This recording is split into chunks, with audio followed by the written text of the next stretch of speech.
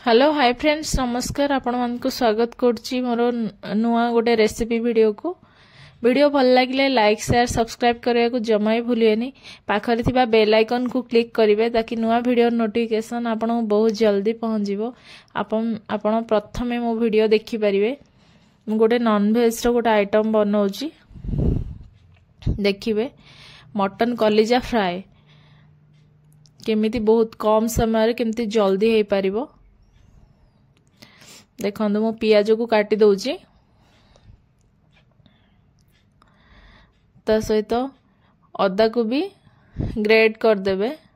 आपण छेचिकी भी पके पारिबे, रसुन भी छेचिकी पके पारिबे, किंतु मु बिना पानी रे ग्राइंडिंग कर देइची। आ अल्प लंका दुईटा नेइची, ता सहित गोटे टमाटो भी नेइची। कंदु कड़ाई रे मु तेल देकी सेथिरे अदा रसुन जो छेचिकी रखा हैतला सेटा पकेला परे से टिके भाजी हे गला परे सेथिरे मु पियाज ऐड करची।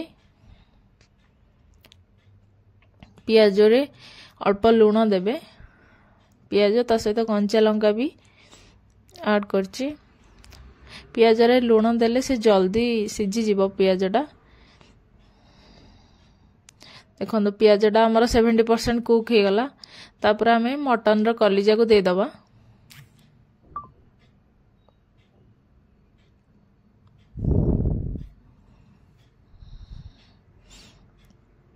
देला परे ताको भलसे घांटी देबे, टिके मिसे देबे भलसे। मिसेला परे जा आपण पाउडर मसला पाउडर जहा जहा रखिथिबे, हळदी पाउडर, जीरा पाउडर, धनिया पाउडर, लंका पाउडर, ता सहित चिकन मसला, गरम मसला जहा जहा मसला ऐड करियर अछि आपण सब दे देबे।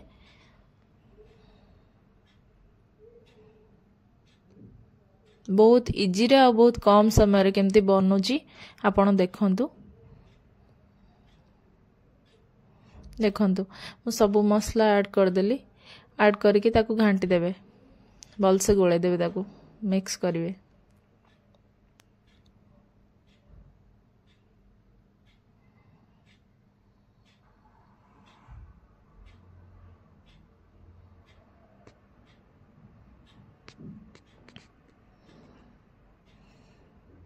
देखंतु सब मसला ऐड कला परे मु ताकू मिसई देली।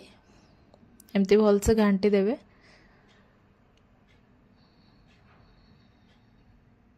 देखंतु घांटी गिरी किछ समय घोड़े की छाड़ देबे। तापरे आपण टमाटोटा भी ऐड कर देबे। टमाटो भी ऐड कर देबे।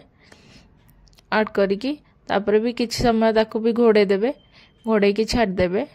ठीक अछि। ताकू मझरे मझरे एमती घांटू थिबे, घोड़ाउ थिबे, मझरे मझरे बाहर करके एमती घांटू थिबे। देखंतु लुकटा केते सुंदर देखा आउची। फाइनली हमर रेडी हे गला मटन कलिजा फ्राई। आपण मानू केमती लागिला आपण कमेंट रे निश्चित भाबे जणेबे। मु धनिया पत्र देकी ताकू गार्निशिंग करूची। देखंतु लुकटा केते सुंदर लागुची। आपण रोटी पराठा सहित खाई परिबे। वीडियो भल लागिले लाइक शेयर सब्सक्राइब करिया को जमाई भूलिएनी। पाखर थिबा बेल आइकन को क्लिक करिवे ताकि नुआ वीडियो नोटिफिकेशन आपण बहुत जल्दी पहुंचबो। आपण प्रथमे हम वीडियो देखि परिबे।